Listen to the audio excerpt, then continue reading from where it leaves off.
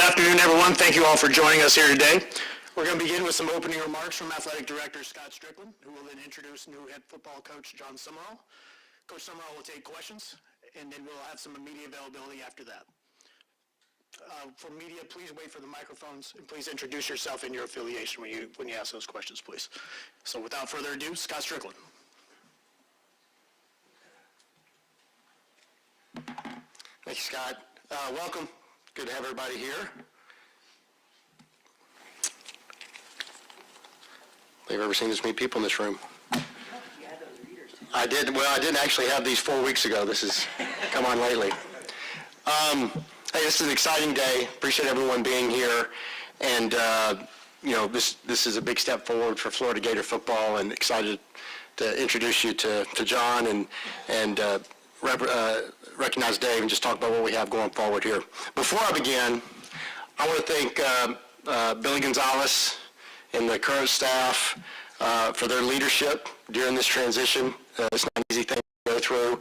They did a great job of keeping our players focused and unified, and really proud of what they did last Saturday night, getting the win against Florida State. So I want to special thanks to them. At the University of Florida, we measure ourselves by one thing, and that's winning.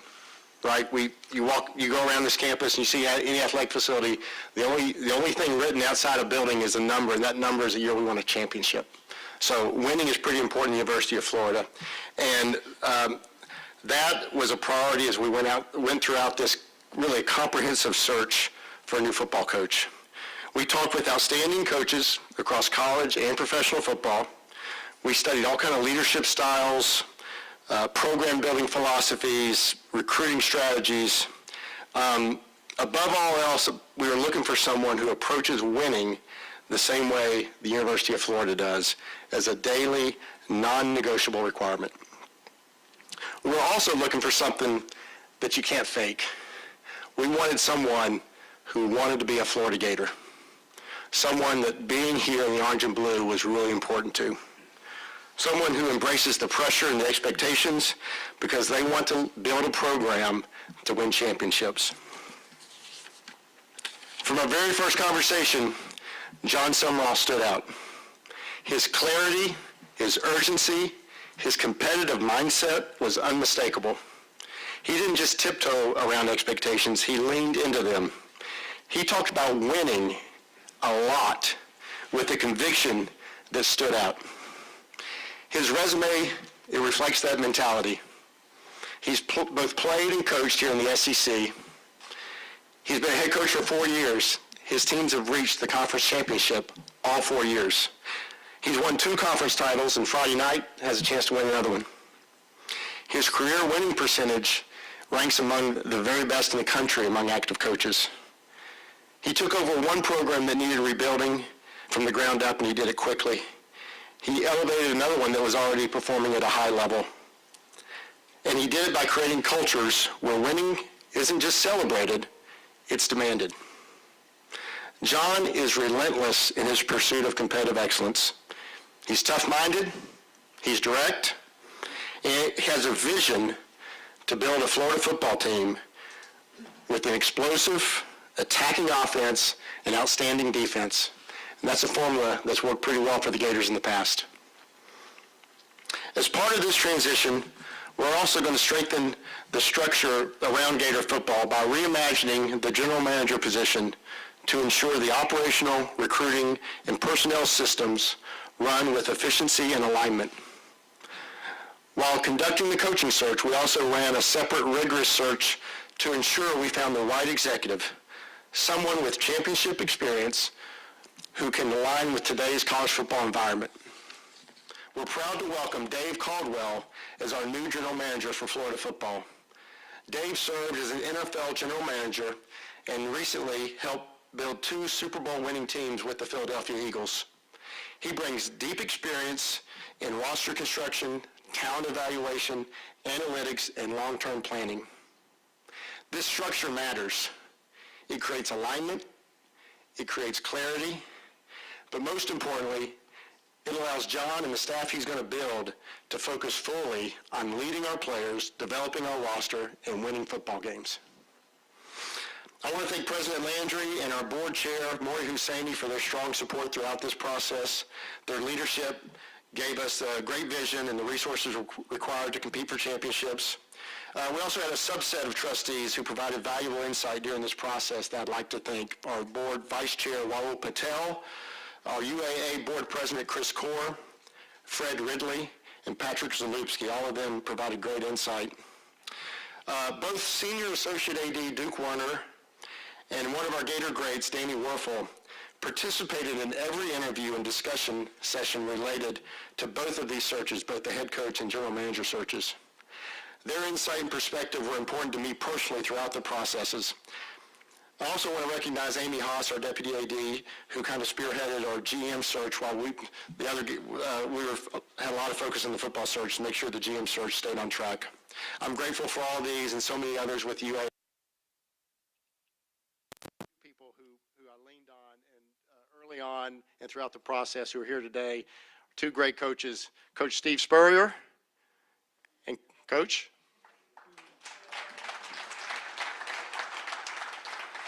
And Coach Urban Meyer.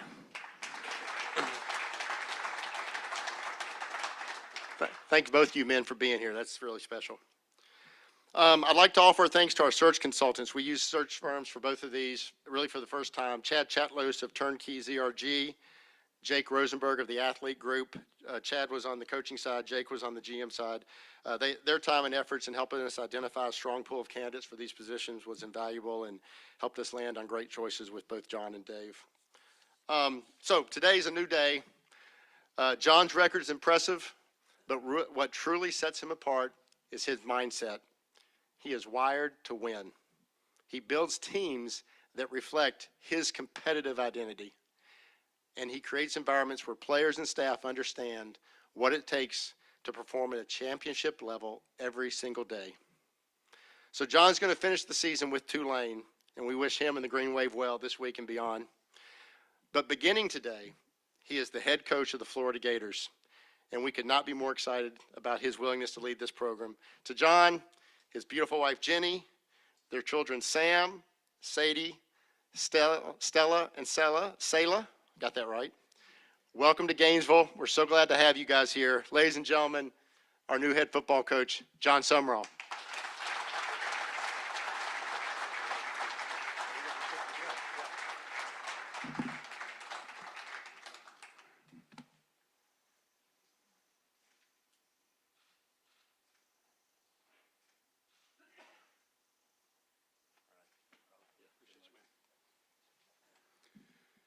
Scott, thank you for that welcome. As I start, I'd like to say, going through the process of making decisions on jobs this time of year, maybe not being ideal coaching in the season, there's very few people that you can trust to maybe have that conversation with about what it's like to go through this because it's unique. And I do want to be very direct on one thing. And you may or may not appreciate this, but Lane Kiffin and I have been going through the same thing. And we've talked a lot. We were both in agreement that I was the right man for this job. All right? So he co-signed on that. Lane's a dear friend, and I have to poke a little fun at him. In all seriousness, I'd like to thank President Landry, the Board of Trustees, Scott Strickland and his staff, Chris LaFace, Gary Condren for getting me here today, and all of the Florida Gator Nation that has made this possible for me and my family. Before looking ahead to what is to come next, I'd like to reflect briefly on where I've been and what I've been doing, and I owe a couple of thank yous there. I'd like to acknowledge Troy University for giving me the opportunity to be a first-time head coach 4 years ago. I was a linebacker coach, co-defensive coordinator, that most people in America didn't know my name unless you really loved studying football. And Dr. Jack Hawkins, the chancellor at Troy University, and athletic director Brent Jones gave me the opportunity to be a first-time head coach. And for that, I will be forever grateful. And I'd like to thank Tulane, President Mike Fitz, Patrick Norton, athletic director David Harris, for giving me the honor and the privilege to be the head football coach there in New Orleans, where my oldest two kids were born, and lead that program. Both opportunities have been special and have meant the world to me. I'm also very grateful for Tulane for allowing me to finish the job. The job's not done, and I got work to do. So today's going to be quick. It's going to be fast. It's been a little bit dizzying at times, but I got to go back tonight because we're in pursuit of doing something special as a team. I'd like to thank Tulane and Scott and Florida for allowing me to go back with my guys and finish that job the right way. I'm also grateful for all those players I've had the opportunity to serve as a head coach at both institutions. The way we lead, the way we coach, man, I do life for the guys I coach, and those guys have afforded me this opportunity. I didn't get here on my own. We've won a lot of games over the years because of the players that I've been privileged to coach. So I want to acknowledge those guys, and I want to tell my guys back at Tulane that I was at practice with this morning, I can't wait to see you first thing tomorrow morning.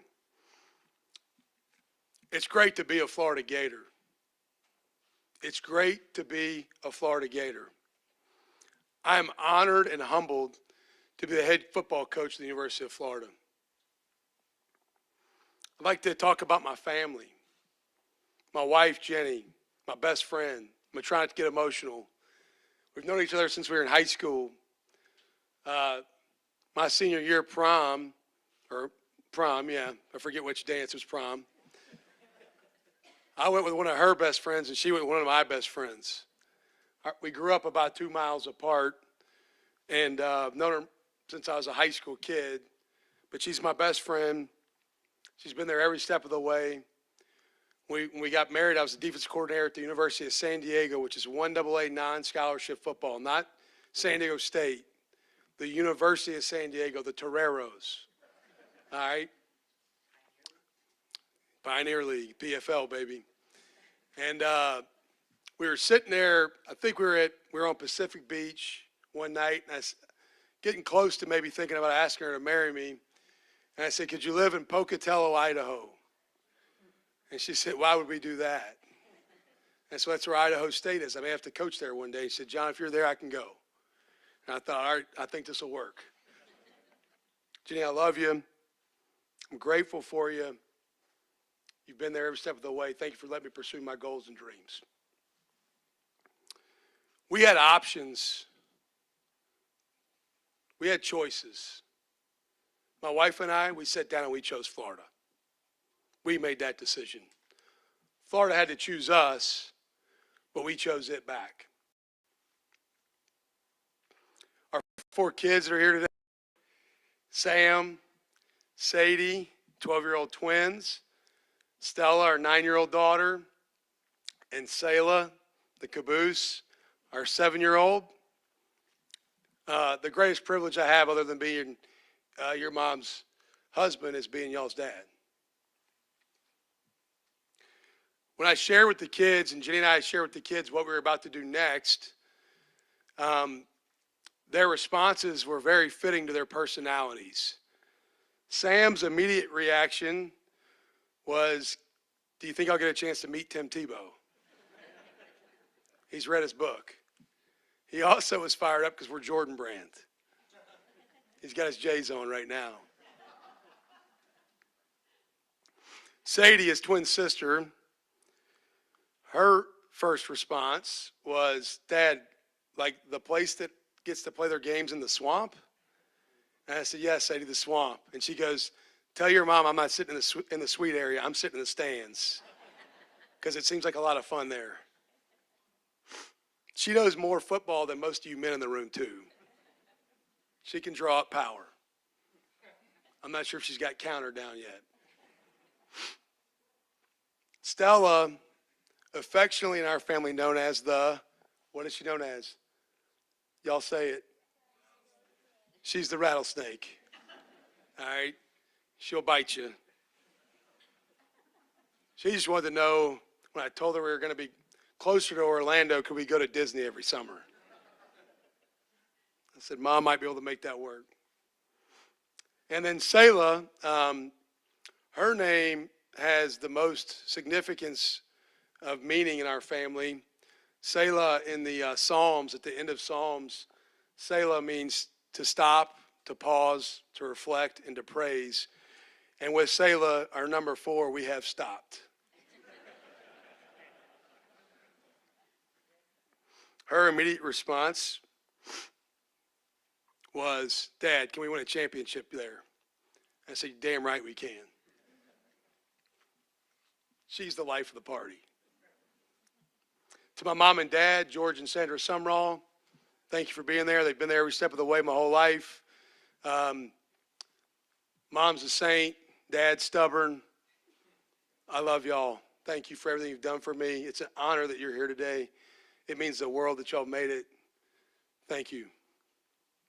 My in-laws, the Nixons, thank you for allowing me to have a wife and it be your daughter, and being the best in-laws in the world. I actually get to say that. And then my brother Joe, my biggest fan. Joe, we can win or lose, and Joe usually can find the positives. I think he might be related to Ted Lasso. We leave a game, and my dad doesn't do it quite as much anymore, but he used to question play calls we'd make. Now that's my son.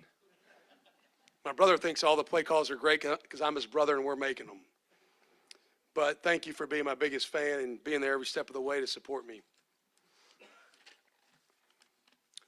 I can assure you, our family is going to be all into this university and all into this community. We will be connected. We will be engaged. We are excited to do life in Gainesville. We're excited to partner with everyone here. The only way we know how to do it is all in. I also look forward to doing life and partnering with other head coaches here at the University of Florida. As we went through this process of making a decision of what we're going to do next with our future, I had the privilege of spending some time on the phone and visiting with Todd Golden. His wife, Megan, kind of helped recruit Jenny a little bit too. And, I'm excited to support the other sports here at the University of Florida. You're going to see us at basketball games. That was one of the other questions the kids had is, when can we watch Gator basketball? And I said, soon. Tomorrow night against Duke. Not in person, probably. But Todd and Megan have been great. I can't wait to meet the others and partner with them and help them bring championships to Gainesville. To the Florida football family, it's got to start with Coach Spurrier and Urban Meyer. Are you kidding me? Like, I get to stand in the same spot and do the same job as two absolute legends in the football community. And the fact that they're here today means the world to me. I'm kind of pinching myself. I've come a long way to hold the job that they once held. It means the world that y'all are here. To the former players, you're always welcome home. We want you to know, man, the doors are open. Please come back. Danny Warfel. I got a chance to spend time with Danny and communicate with Danny and visit with Danny through the process. We want all of you back. We need all of you back. You're always home here. To our fans and donors, we can only maximize our success and potential with your full support. It takes all of us working together to win championships. I love, love, love your passion and your enthusiasm. 18 straight sellouts here in the Swamp. That streak's not going to end anytime soon. We need to build upon that. But that passion and enthusiasm, the fire, that's part of what attracted me here, because I'm wired the same way. The standard here is championships. That's why I came. I'm built for this job. I was made for this job. Winners win. I'm a winner. We're going to win.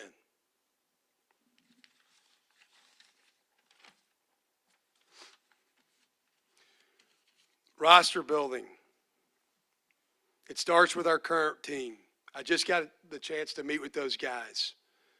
Retention in today's college football world is the most important thing to build a team.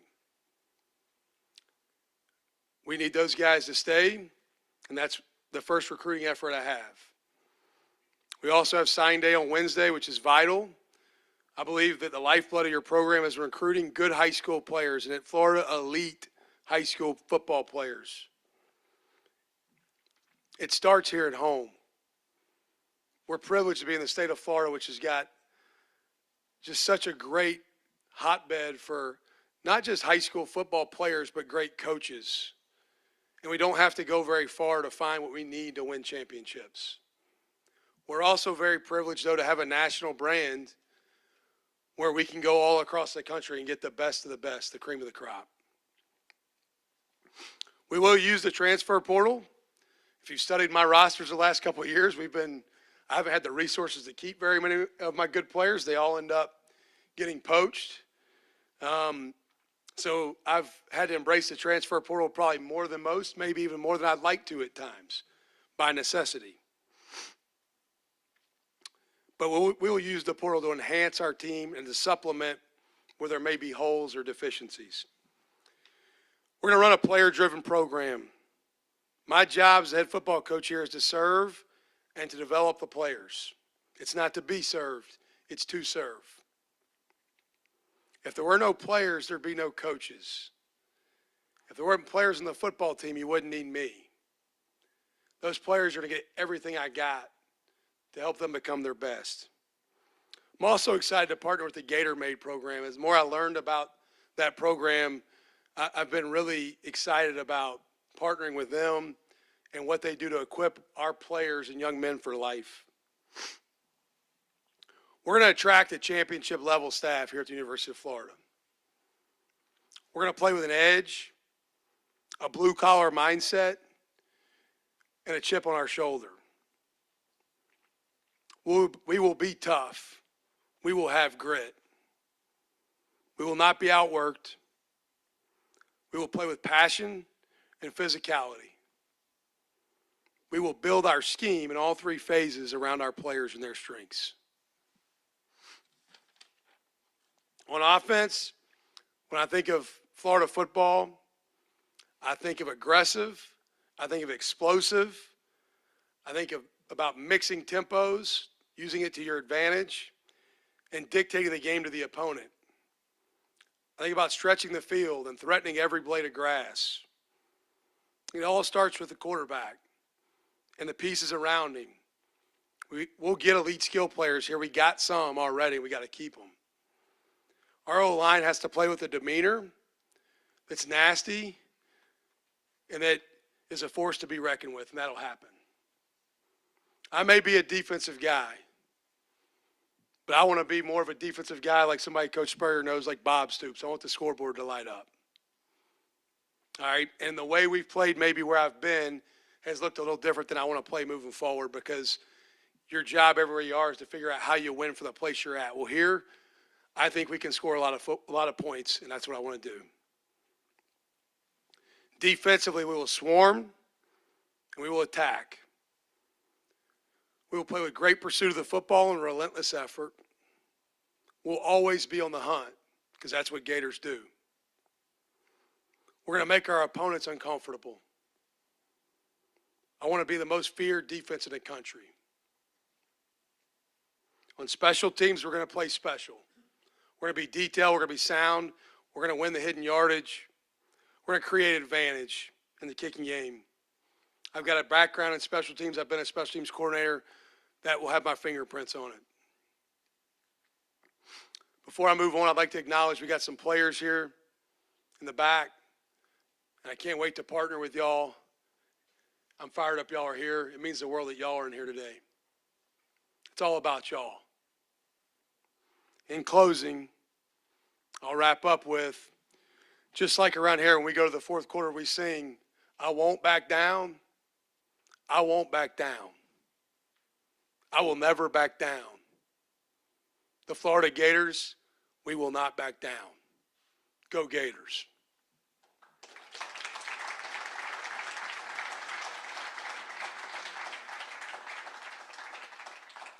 All right, we're going to take some questions from the media. Again, please wait for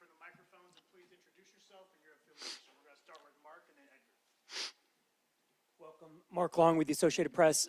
Uh, Obviously, you got two Hall of Famers sitting back there, and you alluded to it, but is it a daunting challenge or exhilarating challenge with those two guys knowing what they've done here and trying to replicate that? Yeah, it's a challenge I embrace. It's an exhilarating challenge. That's probably a better word. I don't know that I can measure myself to Coach Spurrier or Coach Meyer anytime soon. Got a long way to go. I look forward to leaning on them, asking their opinion and advice. I feel very privileged to have two great resources like them that are a phone call away. And I got a chance to speak with both of them before getting here. And as a coach, I admire coaches and really good ones. Well, I got two great ones here. And so for me, I feel like I'm the luckiest guy in the world to have a phone a friend in those two. Little giddy when you first met him? It's kind of cool. Yeah, it's kind of cool. I'm not going to do my Coach Spurrier impersonation, but I'll give it to you at some point. It was good. Coach, you were good, man.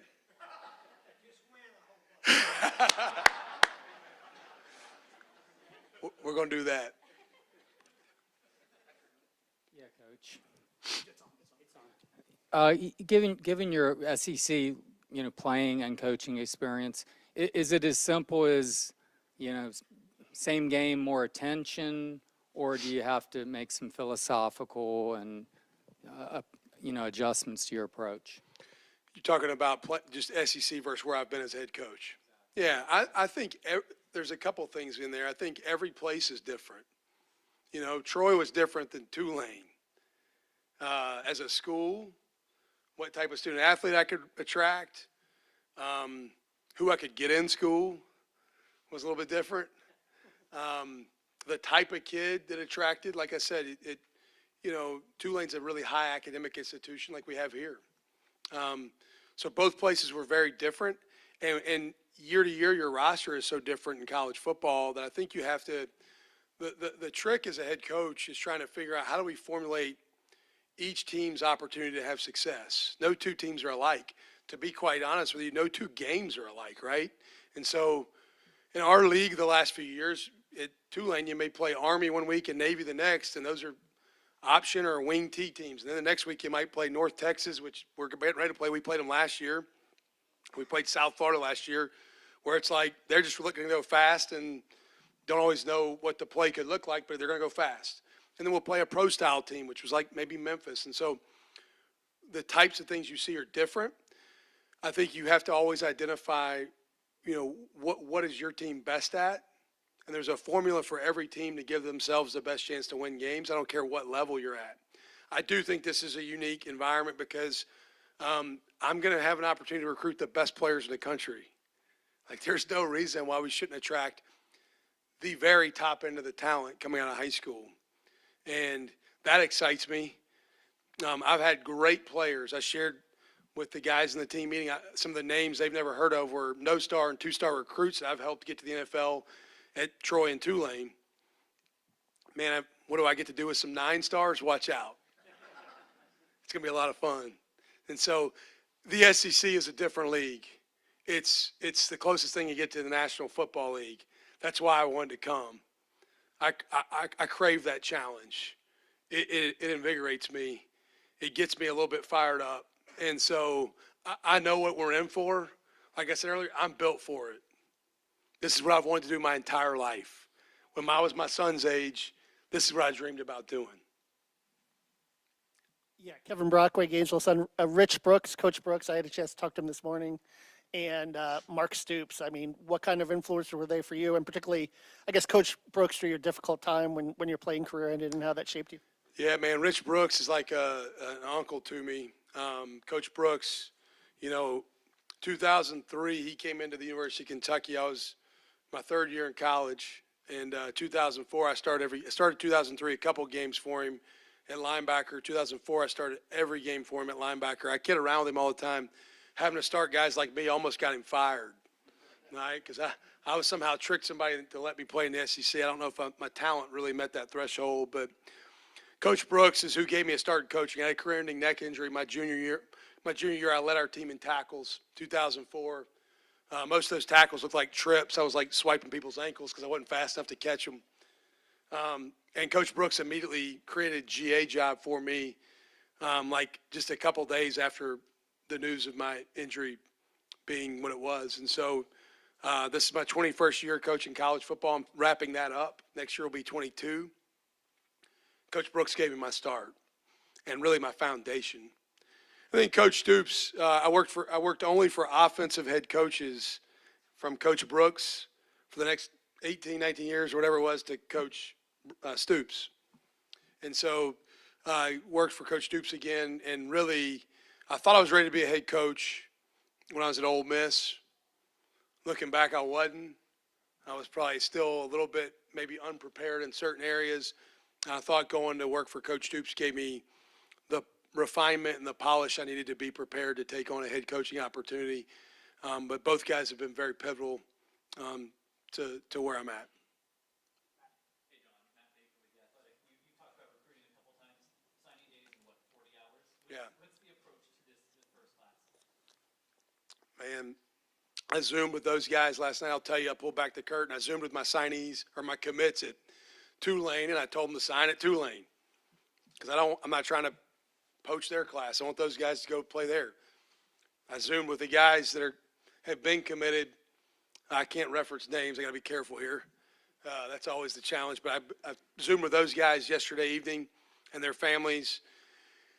First, I thanked them for, there hadn't been a whole lot of decommitments, which is really powerful. It speaks a lot about what this place is. It also speaks to a lot about a number of people that are still in the building, still here working day to day right now. And so I asked them first I thanked them for staying committed and not making a fast decision. I told them to give me an opportunity. I'd love to coach them all. They chose Florida for a reason that was bigger than maybe one person. Anytime there's uncertainty, I get that you may look around and figure out, hey, is this really right? I think we got a lot of great players, and I think we really got high character in that class. I think that the staff's done a good job, and I'm going to fight like heck to hold on to them. I FaceTimed with as many of them as I could last night till I fell asleep. I'm going to FaceTime with the rest of them tonight and get them all knocked out and make sure they know, man, I can't wait to coach you. I'd love to coach you. John, Swamp 247, Zach Goodall. First off, I guess, what are your impressions of this new structure with Dave coming in? Yeah. How will that help you balance things here these next couple of weeks? And also, did you have any previous, I guess, crossings with Dave before? Had you met him before this opportunity? Yeah, Dave and I had never worked together or anything. I got a lot of respect for Dave. He's obviously been an NFL general manager. It's a pretty big title, big role, impressive resume. Have several people that know Dave and have worked with Dave or encountered Dave professionally, and all of the feedback I got was off the charts good. We got a chance to visit over a couple hours through this process of me deciding to do this, and I was really encouraged. I think with the model we're in now, it's not going to be a deal where Dave just goes out and gets players, and I hope it works out. We got good players. Like, I'm going to be very involved. We're going to be a partnership, and we're going to be in lockstep on how we put together our roster. But I also think the head football coach, you can get pulled a lot of different directions now. My number one job, and I have the sign in my office at Tulane. It wasn't there when I got there. I had them put it up. But I have a sign as I walk out. I've got basically a show office and a real office in the back where I work. In the real office in the back, when I walk out of that door, I have a sign up that says, coach the team. My number one job is to coach the team. And so while maybe future Gators matter to me, current Gators matter more. I'm going to give more to the guys in the back of the room that are on our football team than I'm going to give anybody that could become on our team. So I'll recruit with my hair on fire. Like, I'll recruit all the time. Like I said, I FaceTimed 10, 11 guys last night. I'm going to FaceTime the rest of them tonight. I'm constantly recruiting. But at the same time, man, the lives that have the opportunity to impact the most are the ones that are on our team.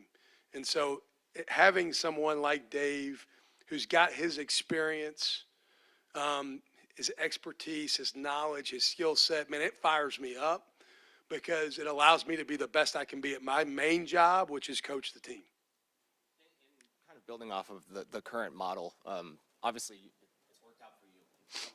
to LSU, or even Eric Morris with Oklahoma State. But can you just give us your thoughts on the way that this model is currently set up? It's precedent setting for coaches to. Yeah, I shared this with my team yesterday when I gave them the news I was coming here. You know, the NFL, like their rules kind of make sense. Like they do this thing called football season. Okay? And then after football season, a coach can leave and take a job. And they have free agency in the draft. That's player movement. And then they have OTAs and mini camp and training camp. And then you know what they do then? They play football season. And then there's coach movement again and player movement again. And they have contracts that are kind of binding. We have contracts that are like, I don't know what they are.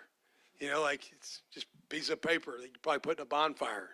And so what I'm getting at is our model's not perfect, clearly. I'm trying to do the best I can. The way I explained it to my team yesterday is the decision I'm making is about which team I'm going to coach in 2026, not in 2025. And so I'm right now wearing two hats, but I will not coach Florida's football team at all in 2025. I'll start to develop relationships and get to know these guys' stories and what makes them who they are. But our calendar is definitely imperfect and could use some attention. Zach Alpaverdi on 3. John, I know you don't have a pulse on this program yet, but what do you feel like is wrong with Florida football, and how fast do you feel like you can win big here? That's a good question, Zach. You know, I think there's a lot right. I got to diagnose all of it. It'll take some time. I'll say this, you know, when I went to Troy, they had been 5-7, 5-6, and 5-7 for 3 straight years. I'm not saying this is Troy. I know it's different. That job was actually an easier rebuild because the players, the locker room, there was a bunch of good players. We had Kamani Vidal, who's the starting running back for the Chargers, Jake Andrews, who's the starting center for the Houston Texans, Del Pettis, who's on the Patriots. I'm missing a couple more. Javon Solomon, thanks, Joe. Javon Solomon, who's with the Buffalo Bills. Like, I walked into a football team that had some good players. They just hadn't been winning, and there needed to be maybe some cultural things we had to give some attention to. Maybe some detail, maybe some toughness, maybe a little bit of edge, maybe a little bit of fire and passion. Yeah, and so, like, that's what that needed. I went to Tulane, and they'd been winning, and I got in the house at Tulane. I turned the light switch on. It was like an abandoned house, and there was cockroaches running everywhere. And I'm like, whoa, I need some players. Like, hold on, don't leave. And that winning at Tulane actually from building a roster was harder, even though there was already success happening. I think we got some good football players. I watched that game Saturday before I went and played Saturday, and I'm like, hey, can I give the ball to number 13 10 more times? All right?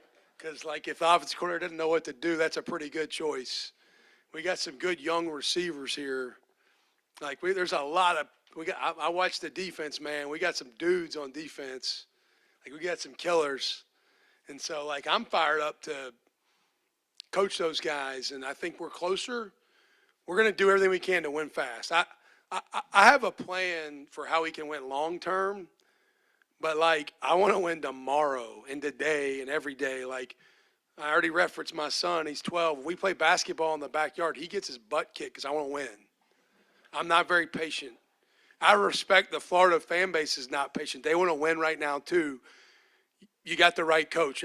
I'm wired that way. I'm not comfortable having a plan to win in 8 years. I want to win tomorrow. And then as you put your staff together, how do you strike a balance between having enough people that you can trust and not having too many friends on staff? Well, I don't hire my friends. Honestly, when I took my first head coaching job, I lost some friends maybe, or at least for a little while. They were like, you know, I thought we were buddies. I'm like, we are. That doesn't mean you're the right fit here. My job, anywhere I'm at a place, and I want to be at Florida for a really long time. I didn't say that, but I'd like to, like, coach here forever. All right, I didn't take this job. Like, I took this job because, man, this is the job I want to be at for a long time. But I don't hire a staff off of who are my buddies.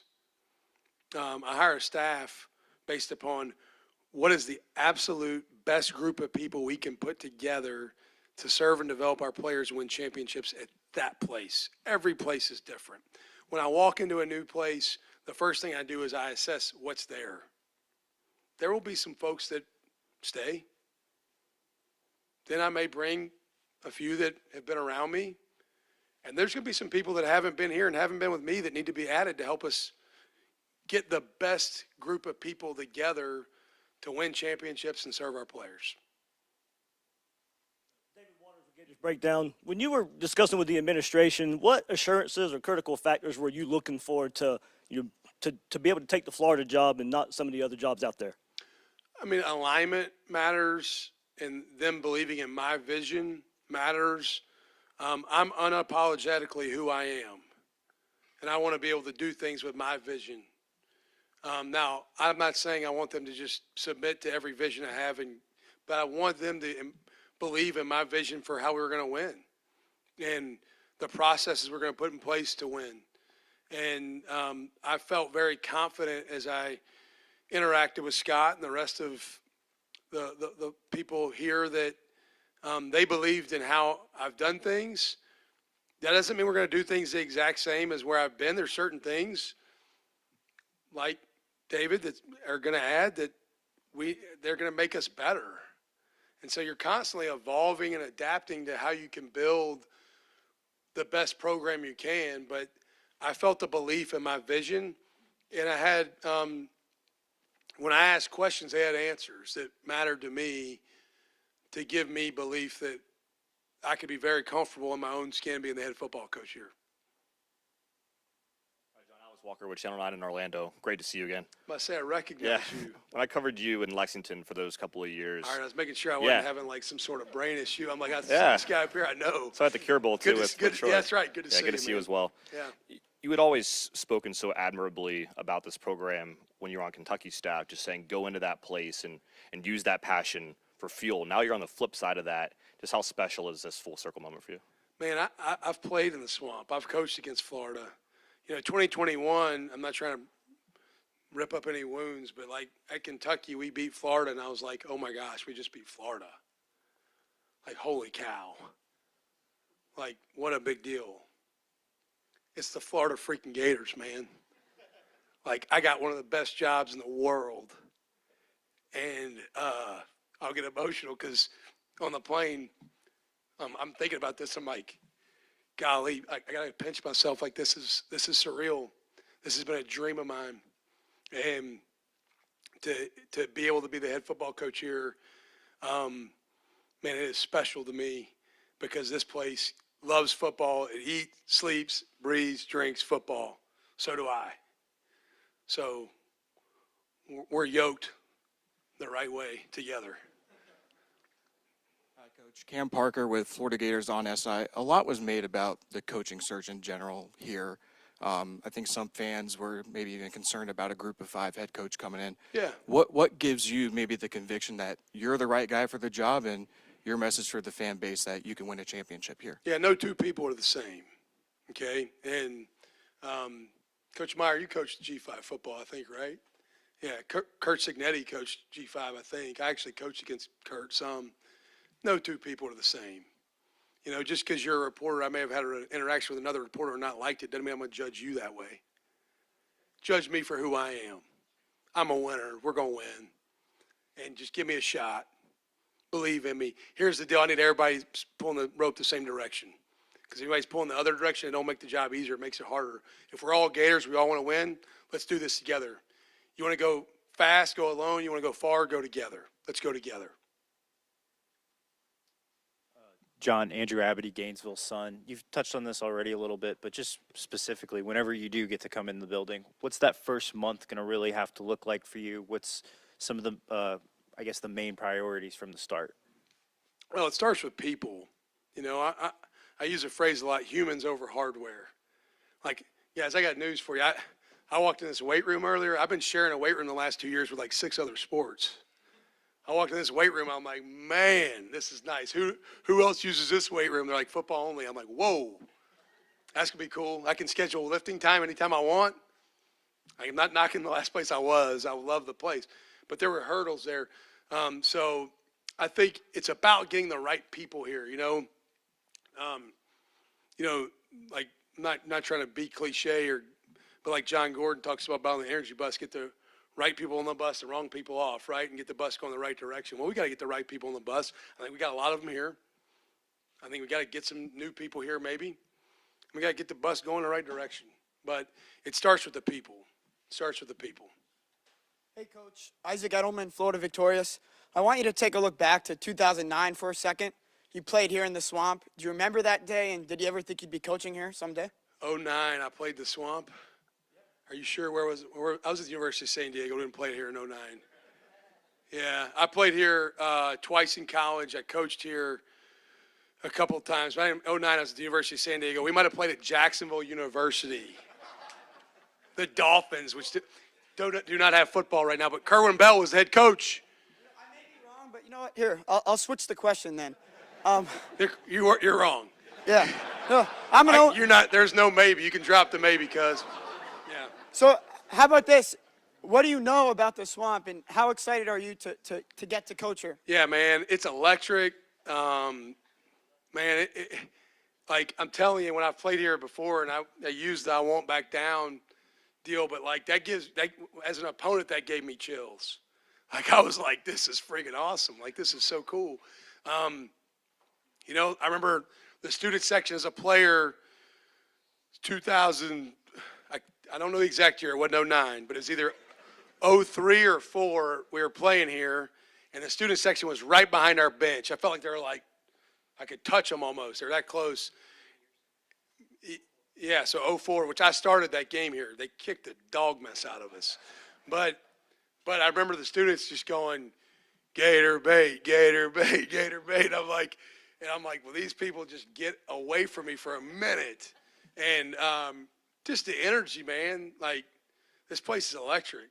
So that's what I remember from my experiences in the Swamp. And I can't wait to create some better ones for me. Yeah, Jake Rongholt, TV20. Gator defense finished this year 69th. So what is your philosophy on defense going into next season? Yeah, you know, the most important stats are wins and losses. I've been a part of some really good defenses. I've been a part of some not so good defenses. I haven't studied what was done here really intimately yet from a schematic or structure standpoint. You know, I've been a part of some top 25, top 20 defenses. That's the goal. I really want to, you know, sometimes the statistics matter, but I think how you play on all three phases can affect your defense too. So I think offense affects defense, kicking game affects both, defense affects offense, right? And so the stats, they are what they are. We'll work through how we improve pretty quickly, but I can't speak to great detail of what went on last year here. Hi, Coach. Buddy Martin from the Buddy Martin Show in Gator Bay. By the way, bring that back, that Gator Bay. We want that back. I want to take you back to a time in your life, this being a great day, which might have been your lowest point, if I've read correctly, when you received the news about your spine. And you're basically without football, which I know must have been very depressing. Talk about where you were then, your journey to get here today, and who may have helped you along the way. Yeah, it's a great question. So I guess it was April 2005. 04, I just led the team in tackles at Kentucky. I was a really kind of a self-made player. God gifted me with some things, but elite physical talent wasn't the most gifted thing he gave me. I'd worked really hard to become a starter, really, really hard. Like I'd outworked people that were more talented than me. Led the team in tackles in 04, was on the several watch lists for awards that were coming out that spring and summer. And then that spring I got the diagnosis. My arms were going numb for not like a couple plays or even a couple hours, but started going numb like a couple days where I couldn't grab stuff. And I was in severe pain. And so I'd been dealing with it for a couple of years and not said a whole lot about it because I was fearful they may tell me I had something more wrong with me than I wanted to hear. And so the diagnosis was what I probably thought it was. I was distraught, man. I've given this game everything I'd had to become the player I was which was a pretty average player, but I'd made myself an average player. And I was heartbroken because I invested so much into my own development. Truthfully, we got done with spring ball that year. Coach Brooks said, hey, I want you to stay on as a student coach. We got done with the spring semester. I'd graduated. I drove to Destin, Florida. I probably tried to drink enough cold beer that I could not think about my injury for a couple of days because I was crushed. And then Coach Brooks' football ops guy at the time, a guy named Steve Hellier. I'm sitting on the beach. I have like a flip phone that none of us would recognize now. And Steve Hellier says, John, what are you doing? I said, I'm sitting on the beach drinking a beer. What are you doing? He goes, Coach Brooks wants to know if you come back and be at GA. And I didn't immediately get in my car because I wasn't in capacity to do so. But I went to the condo that night, packed my stuff up, and left the next morning, got back to Lexington, Kentucky, and started coaching the next day. Started working youth camp. And so I hadn't looked back. And it's been the greatest blessing of my life to be a college football coach. Thank you. Go Gators. My wife's an Auburn grad. She's the only one. The rest of them are smart. All right, for the media, we're going to have Scott Strickland, Dave Caldwell, and Danny Warfel available over here in scrums. Coach Steve Spurrier and Coach Urban Meyer are also available, but only about 15 minutes before they have to get going. So, again, just go ahead and over here with all those guys. Appreciate you all. Thank you, everyone, for coming. Go Gators.